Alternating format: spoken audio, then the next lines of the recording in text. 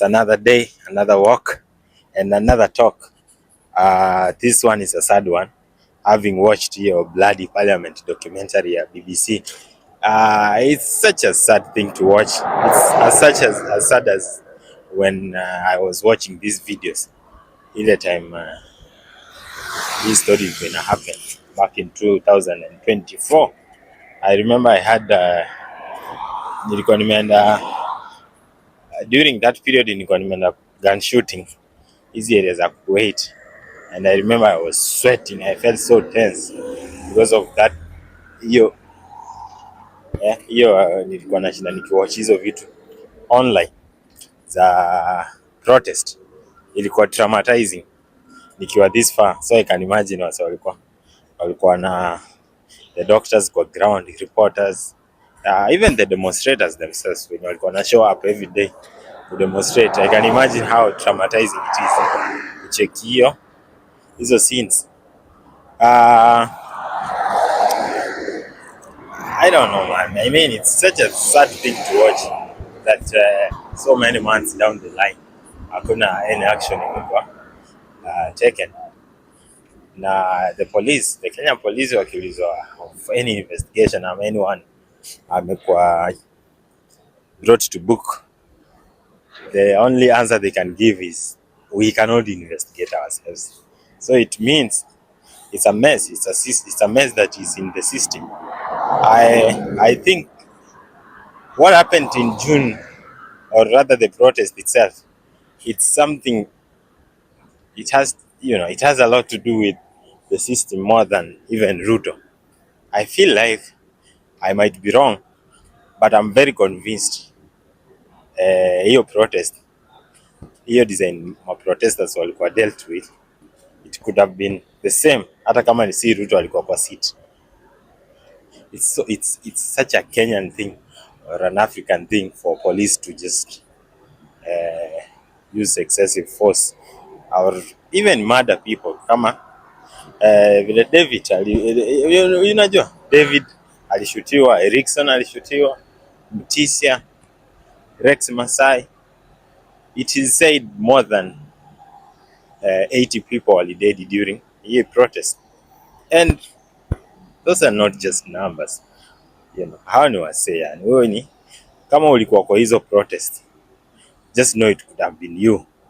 Najua it is so random. Umse kneel down akishoot at protesters, the crowd, it could be anyone. Haizi kuwa ati anajua mse anashoot for sure. It could have been anyone. Kama ulikuwa kwa protest, it could have been you. So I say those are not numbers, those are people. Hao ni mabrother za ours, za watu.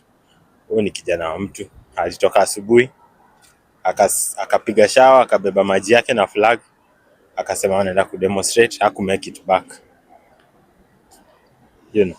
That is someone's son, and that was lost. So statistics, those numbers are not just numbers. There are human beings behind those numbers. So it's such a sad thing to see again and again. I don't know, but I feel like it's a system problem that a president can just use, or the system can use excessive force kwa normal citizens. Wasata hawako, hawaja endanger anyone, hawaja endanger property, like there is no sign of violence at all. It's completely peaceful. It is seen as peaceful. They are shouting, we are peaceful. They just wanna shout and go home.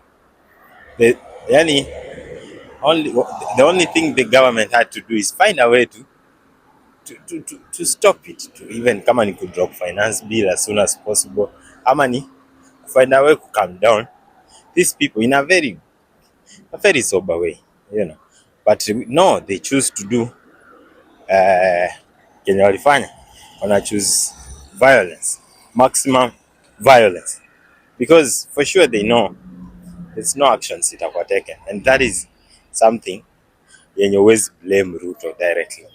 You know what I'm saying? It's not a Ruto problem. It's bigger than Ruto. It could have been another president I can bet my life if it was another president, it could be more or less the same thing.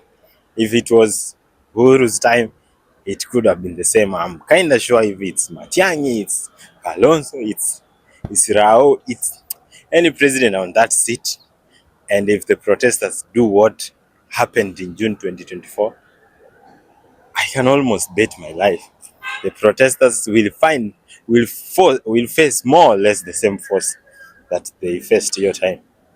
And I'm kind of sure some people could die regardless of nani ako kwa seat. You know, that's what I'm talking about. That's the mess. That's the system, such that the president can do, ama the executive or the system can mess around and nothing can be